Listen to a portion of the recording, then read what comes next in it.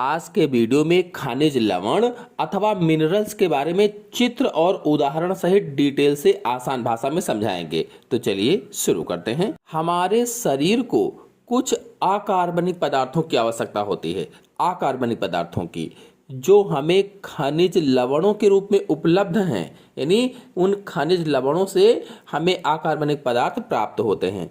अच्छे स्वास्थ्य के लिए लगभग 21 खनिजों की आवश्यकता होती है।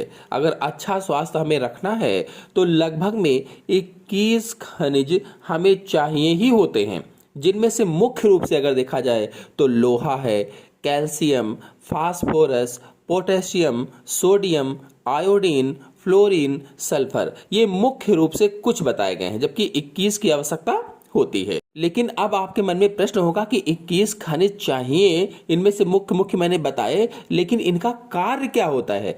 तो खनिज लवणों के मुख्य कार्यों में पहला कार्य आपको बता दें, शारीरिक क्रियाओं को सुचारू रूप से संचालन करना है। यानी हमारे शरीर की जितनी भी क्रियाएं हैं वो सही से चलें, इसके लिए हमें खनिज की आवश्यकता होती है, मिनरल्स की आवश्यकता होती है। फिर दूसरा है शारीरिक वृद्धि तथा अच्छा स्वास्थ्य प्रदान करना। यानी हमारे शरीर की अच्छी सी वृद्धि हो और हमारा स्वास्थ्य अच्छा रहे, बीमार ना रहे, इसके लिए भी मिनरल्स या खनिज लवण की आवश्यकता होती है। फिर अगला है हड्डियों का निर्माण करना और हीमोग्लोबिन बनाना। तीसरा कार्य क्या है इसका? कि हड्डियों का निर्माण करता है और हीमोग्लोबिन भी बनाता है। और हम सभी लोग जानते हैं जो हीमोग्लोबिन है हमारे लाल रक्त कोशिकाओं में पाया जाता है, आरबीसी में पाया जाता है, जो ऑक्सीजन का परिवहन भी करता है और रक्त को लाल भी करता है। तो खनिज या मिनरल्स क्या करते हैं कि हड्डियों का निर्माण भी करते हैं, हड्डी भी बनाते हैं और हीमोग्लोबिन भी बनाते हैं। फिर अगला है रक्त के थक्के बनाना, मांसपेशियों का संचालन करना। रक्त के थक्के बनाना आपने देखा होगा, जैसे आप कट जाते हैं फिर कुछ देर बाद जम जाता है खून, वहां से बहना बंद हो जाता, तो रक्त का थक्का बन गया। और मांसपेशियों का संचालन करना, हमारे शरीर में जितनी भी मांसपेशियां हैं वो अच्छे से कार्य करें, उनका अच्छे से संचालन हो, तो ये भी इन्हीं के द्वारा होता है। स्नायु तंत्र को स्वस्थ रखना, जो हमारा स्नायु तंत्र है वो स्वस्थ रहे, तंदुरुस्त रहे, हेल्दी रहे, इसके लिए खनिज लवण की आवश्यकता होती है, या कह लीजिए कि खनिज लवण का मुख्य कार्य है। फिर अगला थायराइड ग्रंथि को संचालित करना, यानी खनिज लवण या मिनरल्स का कार्य ये भी होता है कि वो थायराइड ग्रंथि को सही से संचालित करे। ध्यान रखें कि खनिज लवण हमारे शरीर को ऊर्जा प्रदान नहीं करते हैं। यानी ये आपको याद रखना चाहिए कि ये जो खनिज लवण होते हैं, 21 खनिज लवण जो हमारे शरीर के लिए जरूरी होते हैं, ये हमें ऊर्जा नहीं प्रदान करते हैं, एनर्जी नहीं देते हैं। हमारा शरीर खनिज लवणों को तत्वों के रूप में प्रयोग नहीं करता है, यानी जो तत्व होते हैं उस रूप में हमारा शरीर इनको उपयोग नहीं करता है, केवल एक यौगिक के रूप में ही प्रयोग करता है। और आपको यह भी ध्यान रखना है कि मनुष्य अधिकांश खनिज लवणों को वनस्पति से प्राप्त करता है। जो मानव है, मनुष्य है, स्त्री पुरुष है, ये अधिकांश जो खनिज लवण होते हैं वो वनस्पतियों से प्राप्त करते हैं, पेड़ पौधों से प्राप्त करते हैं। हमारे शरीर को इनकी आवश्यकता अत्यंत अल्प मात्रा में होती है, यानी बहुत ही कम मात्रा में हमें चाहिए होते हैं। तो अब मैंने आपको प्रमुख खनिज लवण बताए थे, उनमें से पहला है लोहा। तो आज के वीडियो में आपको लोहा के बारे में बताएंगे डिटेल से, इसके बाद अगले वीडियो में कैल्शियम, फिर फास्फोरस, फिर पोटेशियम को समझाएंगे। तो लोहा या आयरन, लोहा हमारे शरीर में हमारी अस्थि मज्जा, गुर्दों, यकृत तथा मांसपेशियों में संग्रहित रहता है। यानी जो लोहा है, जो आयरन है, ये हमारे शरीर में कहाँ कहाँ रहता है?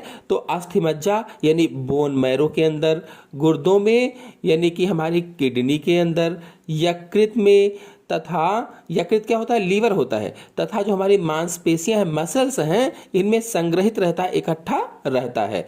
मुख्य रूप से यह हमारे रक्त के हीमोग्लोबिन में उपस्थित होता है। लेकिन अगर मुख्य रूप से बात की जाए लोहा कहाँ होता है, आयरन कहाँ होता है, तो हमारा जो रक्त होता है, ब्लड होता है, उसमें हीमोग्लोबिन में पाया जाता है।